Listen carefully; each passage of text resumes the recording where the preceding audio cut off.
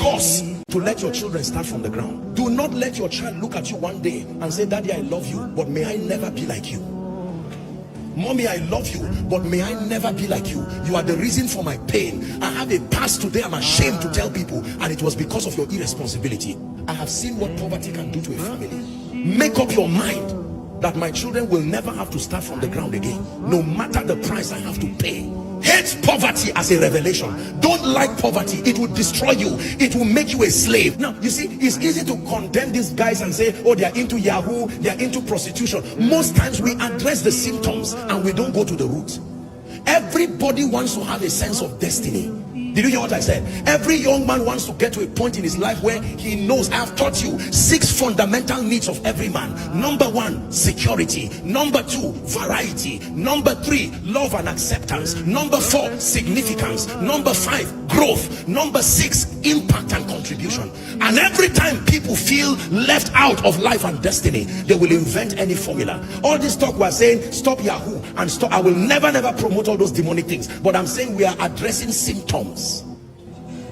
By the time a lady is watching her mother die and she needs 9.5 million naira to go and send her to India for treatment, in the presence of pain, anything looks like an option to be considered.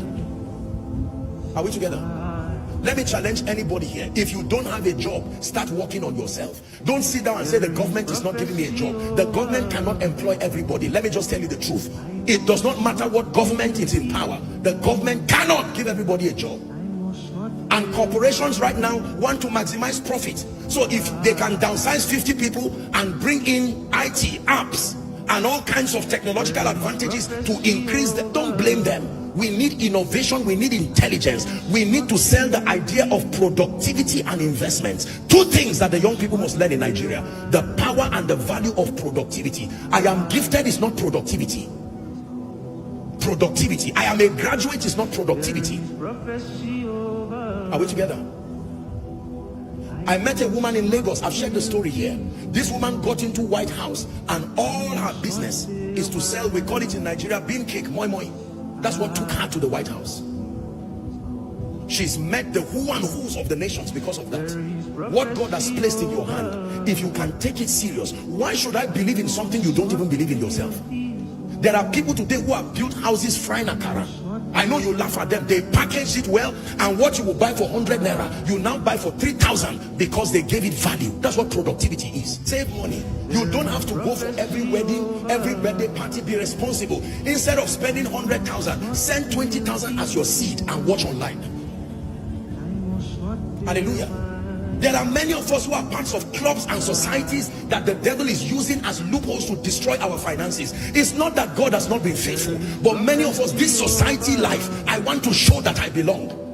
If you are not there, you are not there. You will be there, you can be there, but for God's sake, sit down and grow gradually. Don't get into a house that for the whole year you are palpitating because the rent is not there. Why give yourself that kind of burden? When you go back home, don't just go and sleep.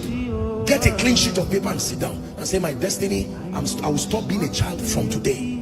You can, if you are staying with your mother, mommy, daddy, thank you. Give me the next 1 year and I'll go out of your house with nobility. Apostle challenged me in church today. I will not go out to play football up morning till night when I don't have the destiny of a sportsman. I can go and visit. I will play it as leisure when I prosper. But for now, I will hang my boots and sit down. Father, give me an idea. Breathe upon me. Play this song. Play it till creativity comes upon your spirit. And the Lord can speak to you and say, you know what? You have grace for clothes. Start selling clothes. And someone will call you and say, you know what? There is a store that I'm opening. Can you come and help us? He who is faithful in little, one day you will become a store owner across the globe. Let nothing be too small, provided it is pro-scripture and it will help you live a life of dignity. It's better to soak gari with honor. Are we together now? And to go and eat in the table of unbelievers because you are trying to hurry life. I know that some of you see what God has done in our lives today. This is the reason why sometimes we tell our stories, so that people don't think that you were sitting down and someone just gave you 1 billion and empowered you. It's a lie. Well, maybe it happens so for other men of God, but ladies and gentlemen, there are times God himself delays your growth for the sake of those who will be training, so that you can have a story to tell people. What is around you does not define you. Koinonia, I was holding miracle services and I was using a bike. It was not because of lack. God would not allow me buy a vehicle. My suit was more expensive than the bike I was climbing. You can imagine a crowd of people, and here I come with a bike. And I remember warning our protocol department. I said, never inconvenience anybody to try to get their car to come and pick me.